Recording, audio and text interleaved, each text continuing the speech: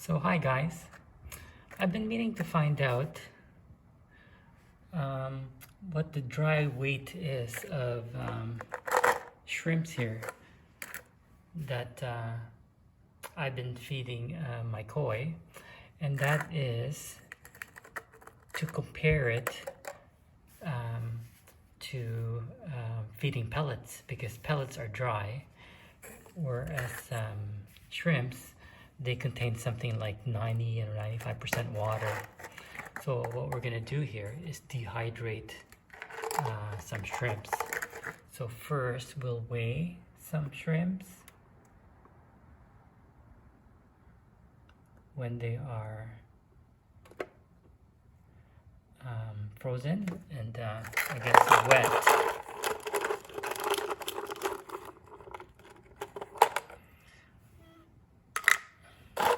So maybe we'll do 3, because I don't know whether I'm gonna feed dried up shrimps to the koi or not. I'll probably just waste it. So what have we got there? 15 grams. And then we'll put it in this dehydrator here.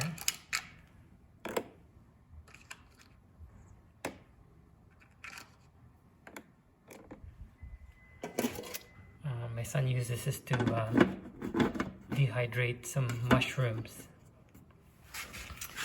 and he told me to set it at, I think, 150.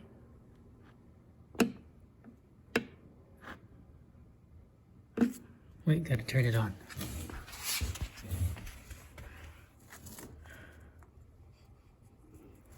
Excuse me.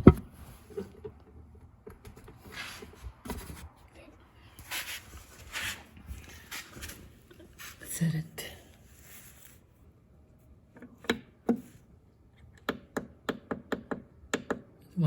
Fahrenheit for 24 hours.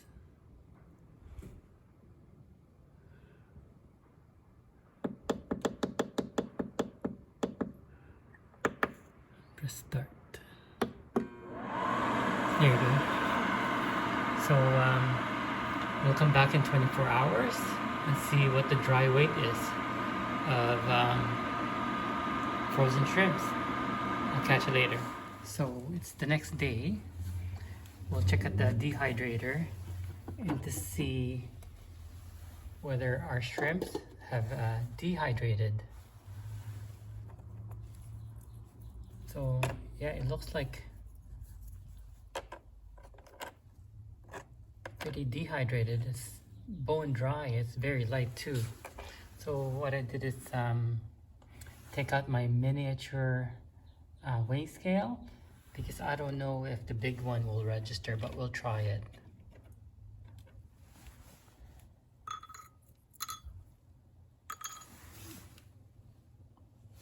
Looks like it registered 2 grams. Let's see, for more accuracy, we'll put it on the miniature scale.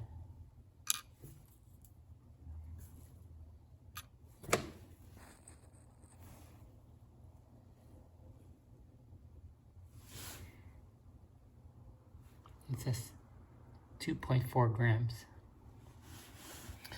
So the it looks like our cooked frozen shrimps, when it's dehydrated, it loses a lot of weight. So we'll do a little bit of a calculation to see how much it lost weight. So it's the next day. I checked our dehydrator for the shrimps, and they look like they're pretty much dehydrated. It's very light and it looks like it's bone dry. So we'll go ahead and measure it. I got my little miniature scale here in case this one doesn't register, but we'll try it anyways. That looks like 2 grams, so we'll put it on the small scale.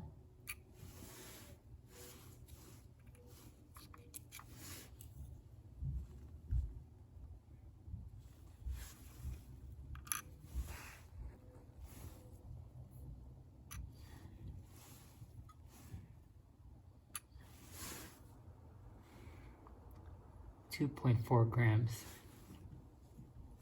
So it lost a lot of weight. So now I'm wondering whether I should feed this to the koi or not.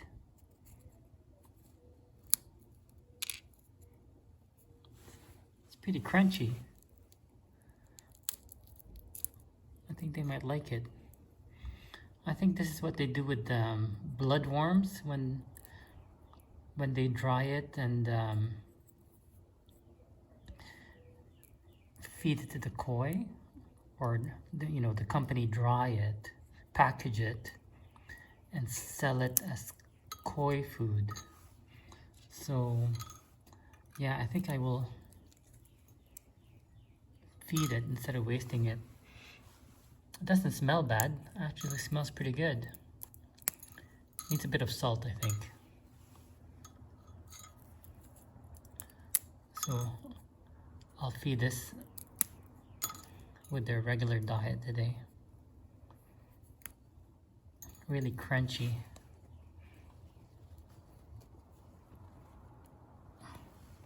And really hard. Anyways, I'll see you on the next clip. So the weather today is overcast and temperature outside is 14 and the pond temperature is 18.0. Yesterday was sunny and pond temperature went up to 18.3. So we'll feed the koi the dried shrimps. Let's see how they react to it.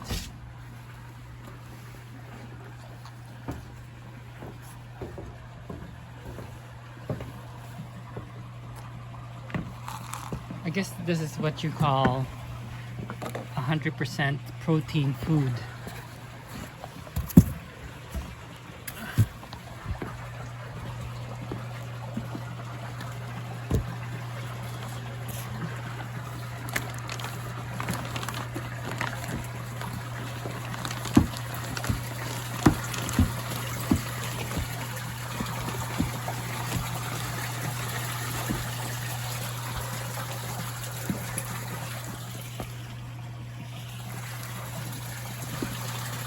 Hey kids, look what I got for you. Shrimp chips.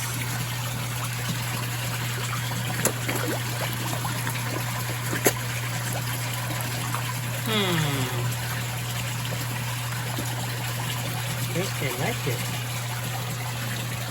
Let's do a video here in the shade.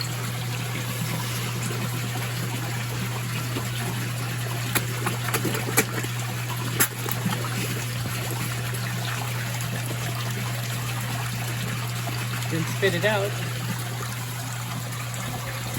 Hope you okay? There you go.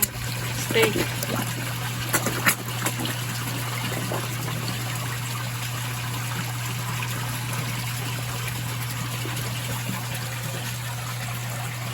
Oh, it's floating too.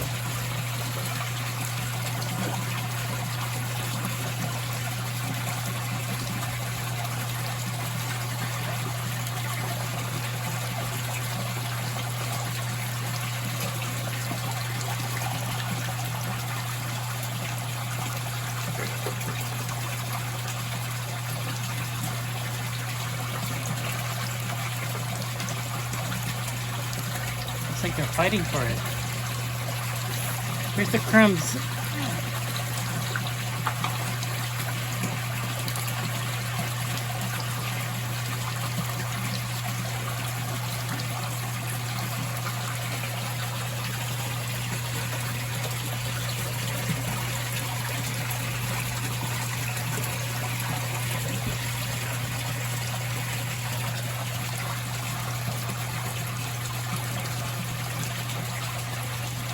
Okay, I'll see you guys in the next clip. What I've been doing these days, which is new, is adding a little bit of rice to their shrimp meal.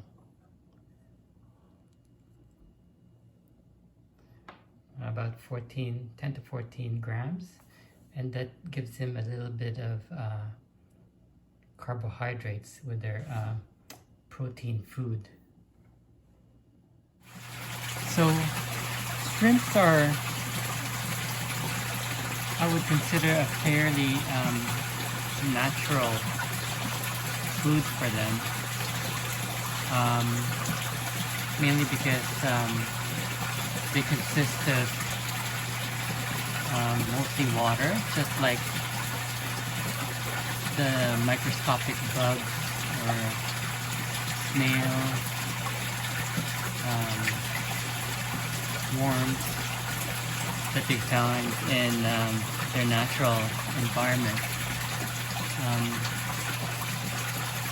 They're pretty clean food.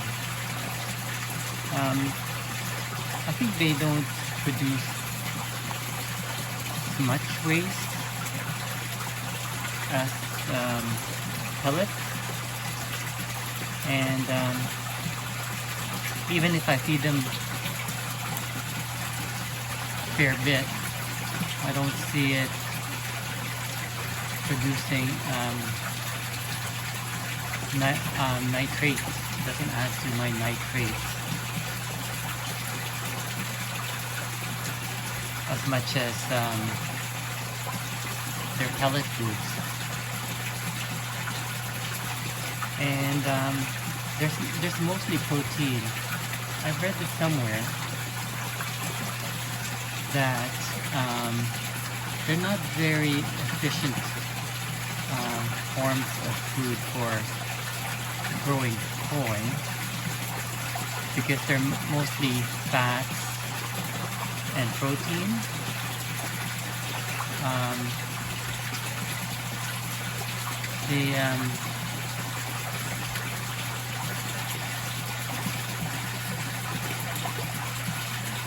They're not very balanced. So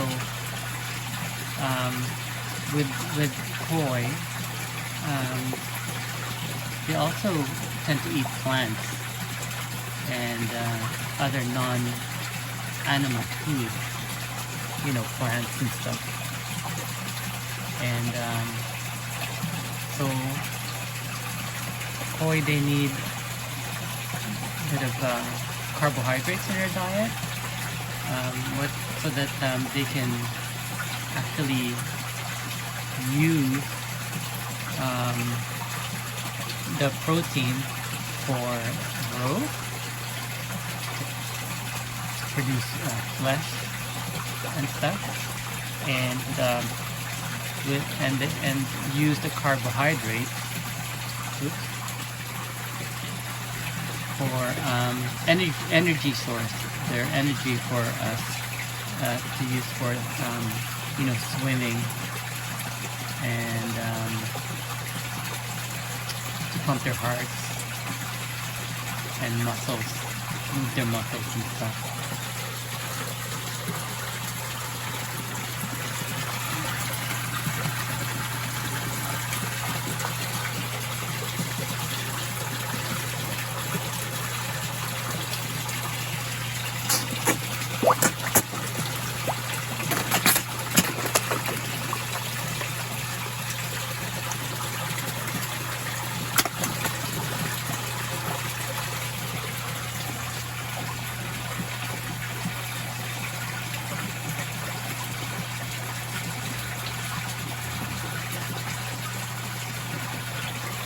So hopefully this year I'll get some more growth out of these guys. Not like in the last couple of years, they seem to have not grown.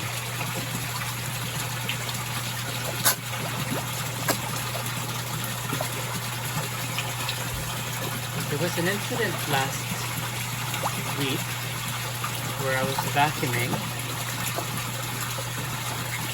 and somebody happened to be boiling some water inside. Somehow, I think the combination of the two tripped my electricity that supplies the pond. So all my pumps stopped, and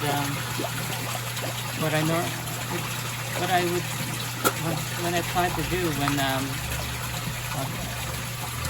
when the pump stops, that means my filters become stagnant, and when they start up, they would spit out a whole bunch of dirt and muck and stuff like that, and it would cloud up the pond. And I try to be calm, and before starting up the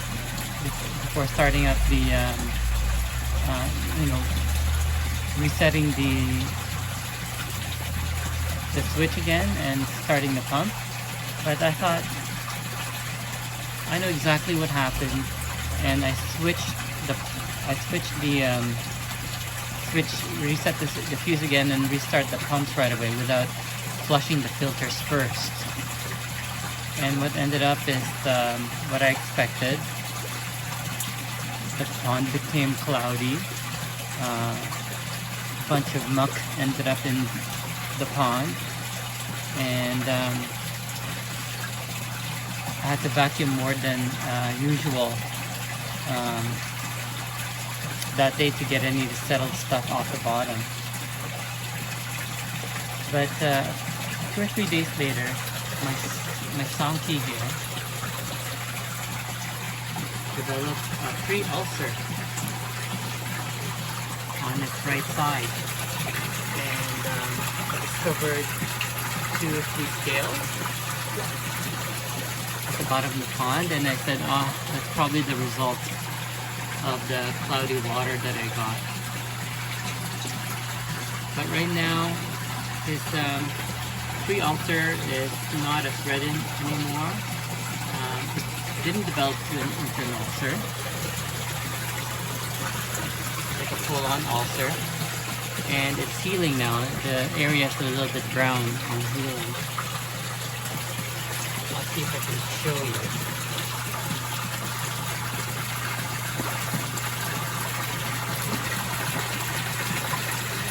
Right on the white on this right side.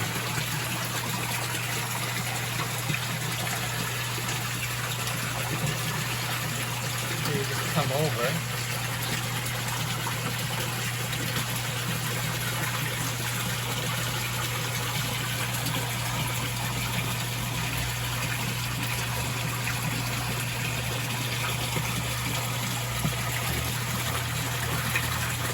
Dalcine is doing much better, and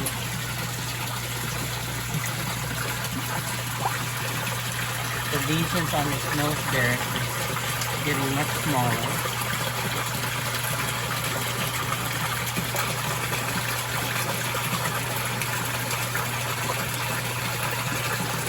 See, there's a bit of red.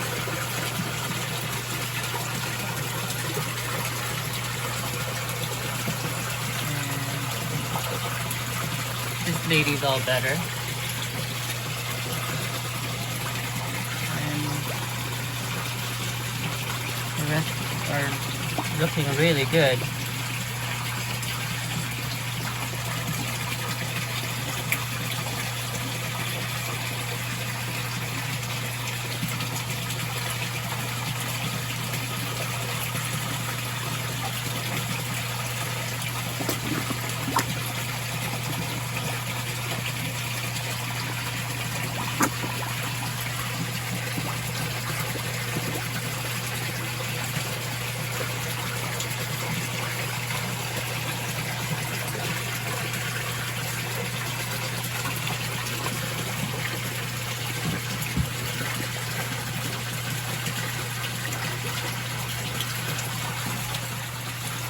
Also, this year, seems like Oreo's sumi on his head is a bit, it's coming back. See, right there. At one time it all disappeared on his head. It looks like it's coming back. But I think in the summertime, when it's warm, it tends to disappear. It tends to come up during the winter time, but the last couple of winters I seem to come up. But this year it's coming up just a little bit. Right here. See? It was nicer when he was when he had more black or sumi on his head. And I've also taken out the carbon bags that used to be in this skimmer, and then I transferred it into this skimmer, and I find the carbon did work a little bit to absorb some of the chlorine, but it didn't last too long.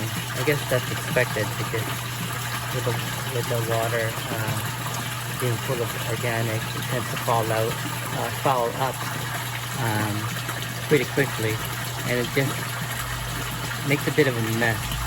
I like it when it's not messy, so it's nice and clear. You can see the sponges and it easily vacuums over top of this, and you can see when it's getting plugged because you don't get the ripples, and when you don't get the ripples here, that means it's time to vacuum and clean the sponges.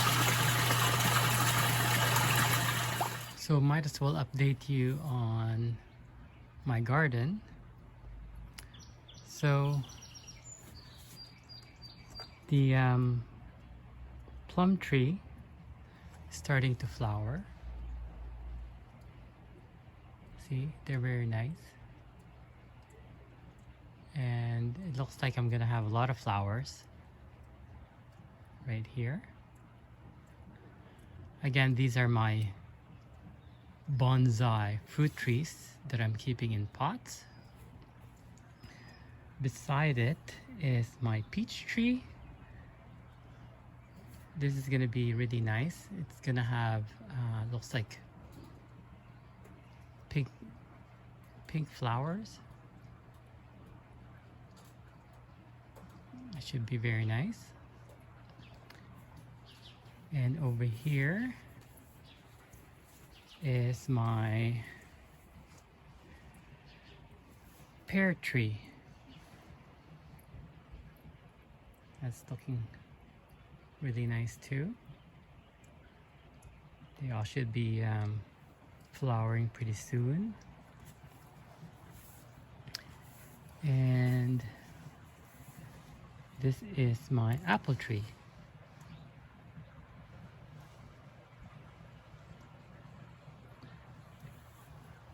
This is a new experiment. My son brought home some cherry blossom flowers. It was nicely in a vase, but I thought maybe I'd stick it in the ground and see what I can produce from it.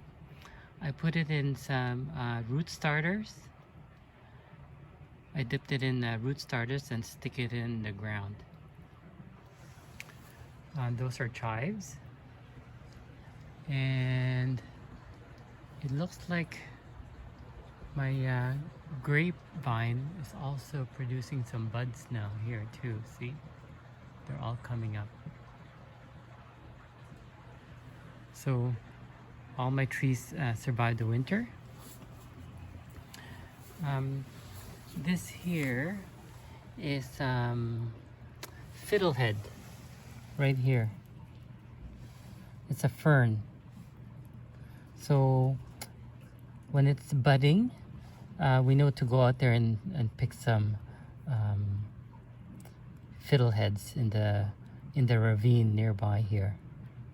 They're very tasty. And this is my what you call it, maple, a Japanese maple tree, and this one looks like it's alive too.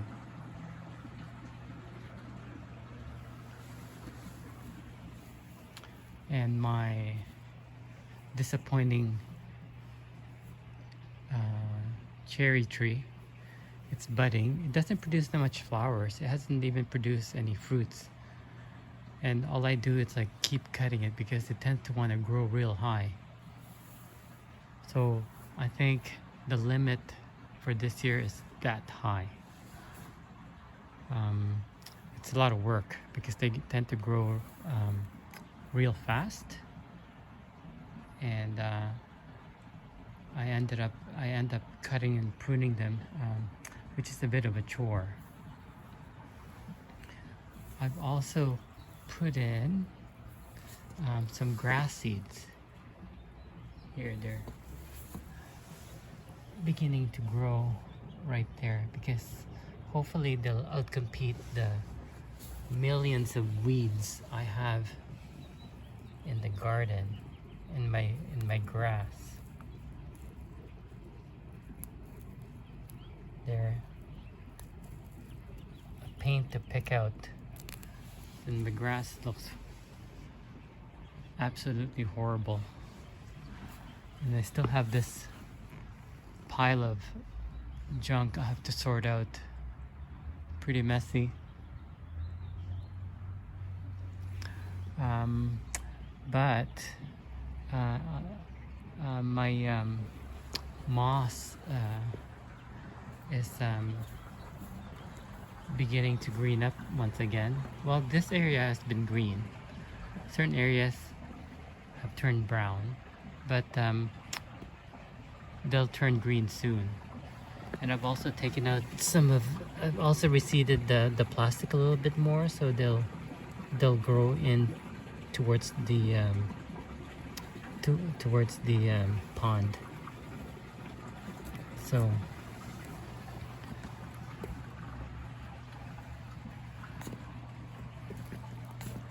right here, this part always turns kind of brown, but eventually it'll start turning green. See?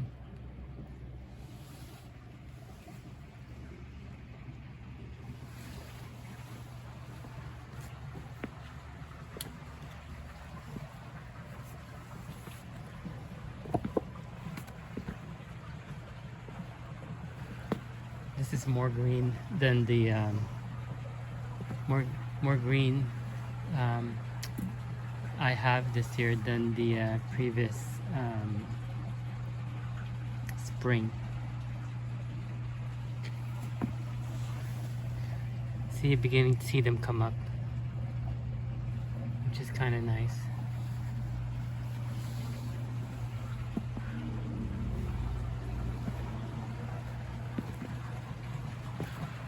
And even in this area here, I got these offshoots that's beginning to take over, which is kind of nice.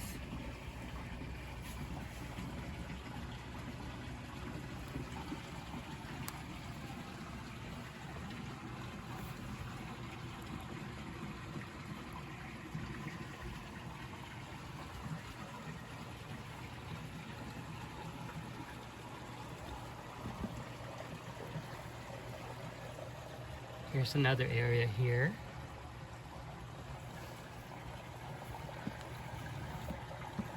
It kind of spills. See? Especially this area here, where the moss looks like it's spilled over.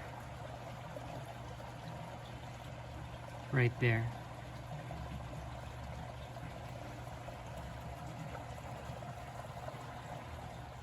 Well, good Wednesday morning, everyone. And as forecasted last week that it's going to snow today, and sure enough it did. Most of the times the Weather Network forecast is wrong though, but today they were quite right. So hopefully this is the last snow of the winter season. So it's April 23rd, and this is actually my plum tree, not peach, and it's in full bloom.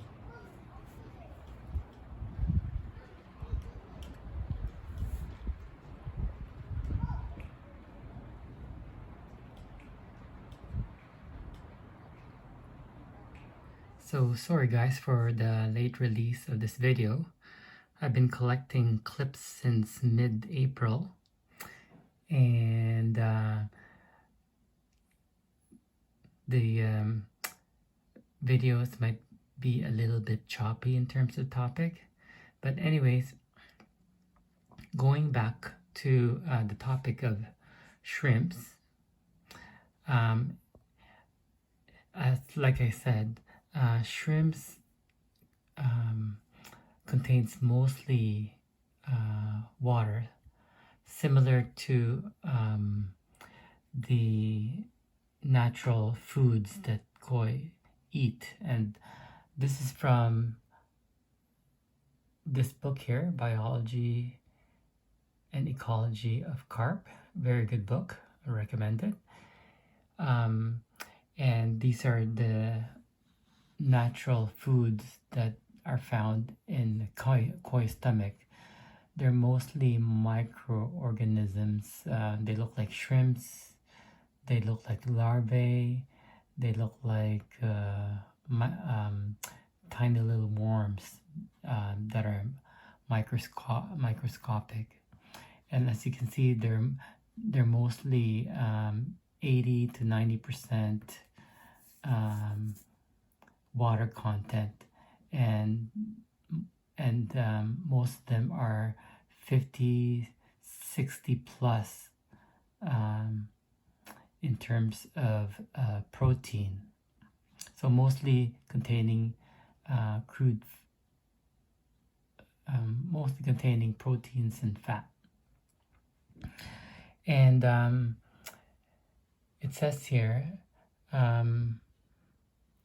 that it's possible to produce carb by using only natural food. Nevertheless, the efficiency of this form of carb farming is low, especially because of dissipation of food protein into other uses other than biomass gain.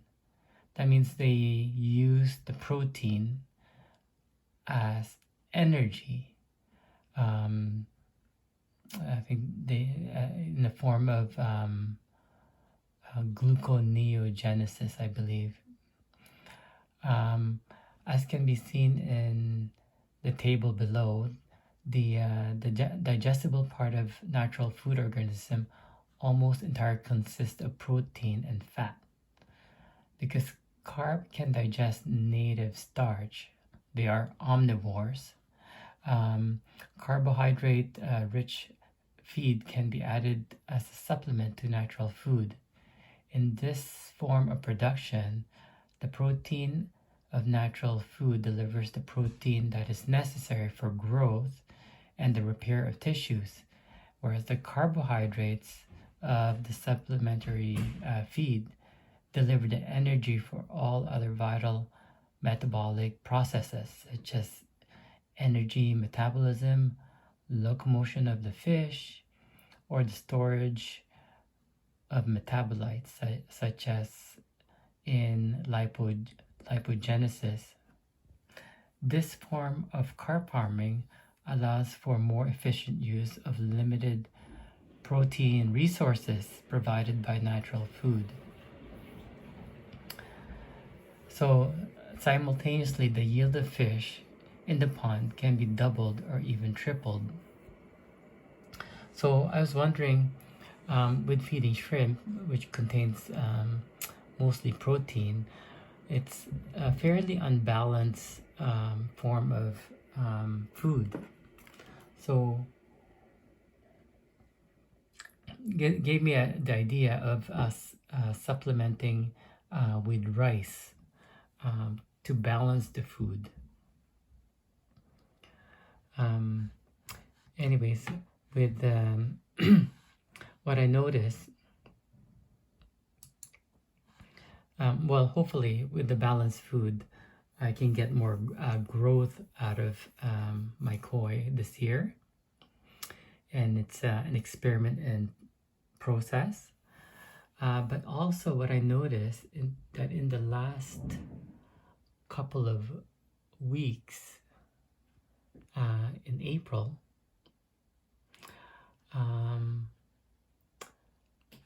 that with feeding supplemental rice, which is my carbohydrate, and at one point I fed sweet potato, that it's also a very balanced food, it seems so far, for the filters.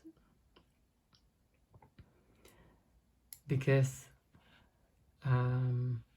my nitrates have been practically zero. See here? Nitrates practically zero. Whereas normally, when I feed around this much koi pellets, I should be showing about 5 ppm of nitrates. So it's pretty clean for the filter so far. And it's true what I find with feeding koi pellets. I don't really know whether koi pellets are fairly balanced. I think they're mostly consist of proteins and not much carbohydrates. So in terms of the filters, when koi digest mostly protein for their energy source, most of that comes out of their gills as nitrogen or as ammonia. And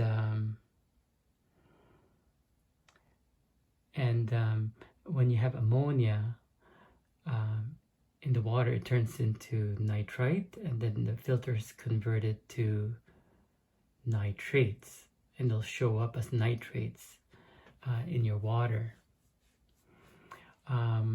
Whereas if it's more balanced, that means there's more carbohydrates. The filters will use the nitrogen, combine it with the carbon from perhaps, the carbohydrates which the fish excrete into their waste, and it would be a more balanced food, not only for not only for the koi, but also for your filters. But anyways, this is again an experiment in process. I'll keep you up to date, and hopefully you enjoyed this video. Again, give me your thoughts in the comments below, and if you like this kind of content, let me know. Thanks for watching. Take care. See you later.